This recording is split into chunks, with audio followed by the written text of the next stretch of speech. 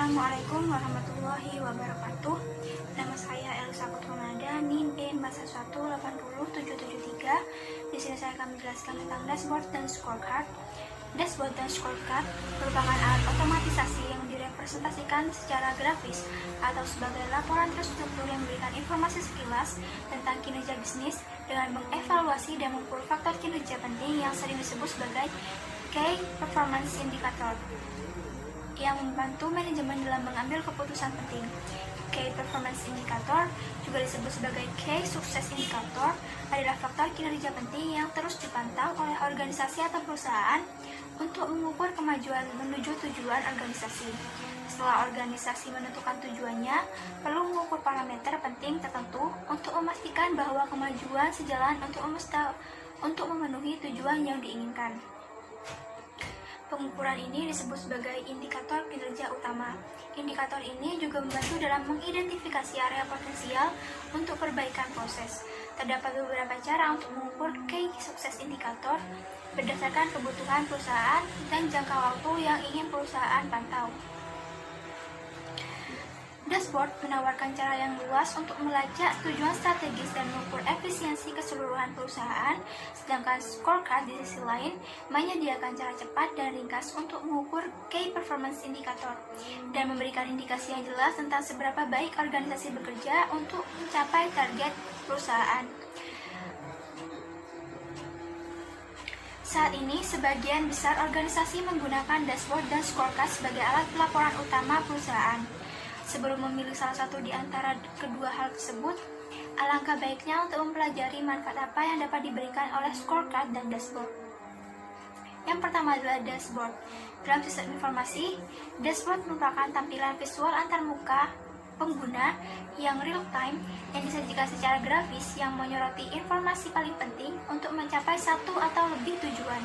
Informasi ini biasanya digabungkan dan diatur dalam satu layer sehingga informasi dapat dipantau dengan sekilas pandang. Dashboard menunjukkan status dan tren indikator kinerja utama organisasi yang terjadi saat ini, sehingga pembuat keputusan dapat langsung melacak status dan membuat keputusan manajemen yang tepat dalam waktu yang singkat. Dashboard juga dapat dinyatakan sebagai progress report yang ditautkan ke database yang terus merefresh dan menerbitkan data real-time secara konsisten. Dashboard menyediakan antarmuka pengguna grafis yang dapat dengan mudah disesuaikan dengan kebutuhan khusus pengguna. Contoh dashboard penjualan yang menunjukkan kemajuan yang terkait dengan penjualan, pendapatan, dan laba di seluruh klaster geografis atau jalur layanan.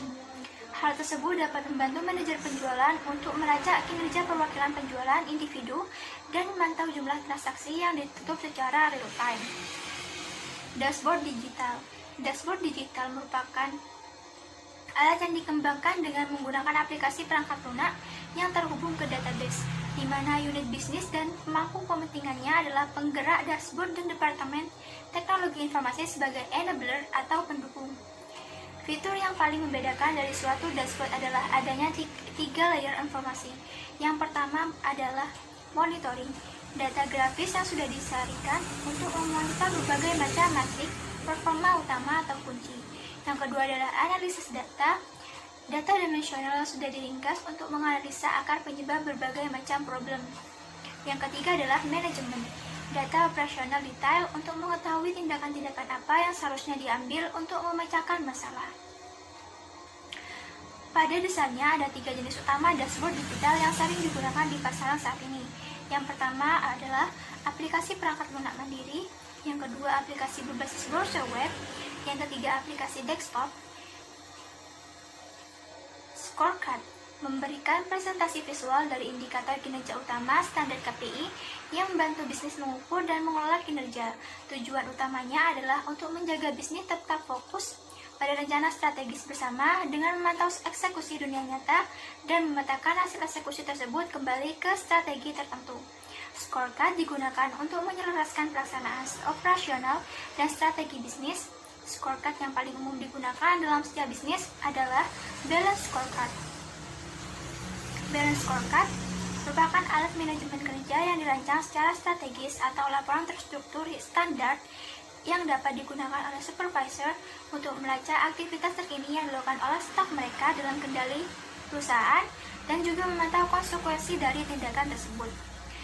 Contoh adalah scorecard penjualan dapat menunjukkan kinerja yang terkait dengan penjualan, pendapatan, dan laba terhadap perkiraan target atau anggaran.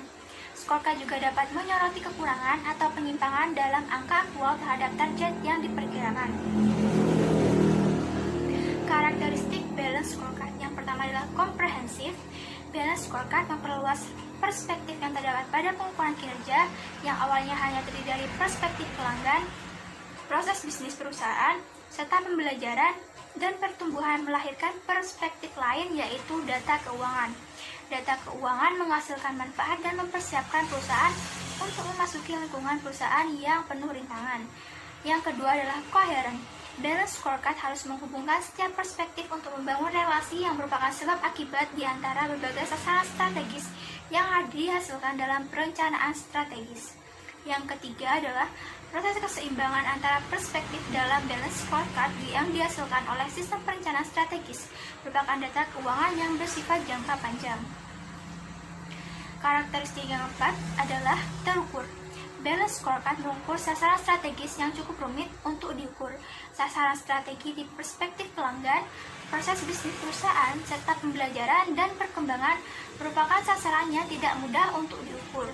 Namun, dalam balance scorecard ketiga perspektif non-keuangan tersebut telah ditentukan ukurannya, sehingga dapat digunakan sebagai tolak ukur kinerja perusahaan. Perbedaan antara dashboard dan scorecard. Yang pertama adalah scorecard berfokus pada metrik tertentu dan membandingkannya dengan perkiraan atau target, sedangkan dashboard akan menampilkan beberapa angka dengan cara yang berbeda. Yang kedua adalah dashboard merupakan sistem pemantauan kinerja, sedangkan scorecard merupakan sistem manajemen kinerja. Apabila perusahaan perlu menentukan seberapa baik key performance indikator pemasaran terpenuhi atau bagaimana tim tertentu menangani tugas mereka, scorecard merupakan pilihan yang tepat karena dapat menjelaskan seberapa dekat atau jauh perusahaan dari tujuan perusahaan.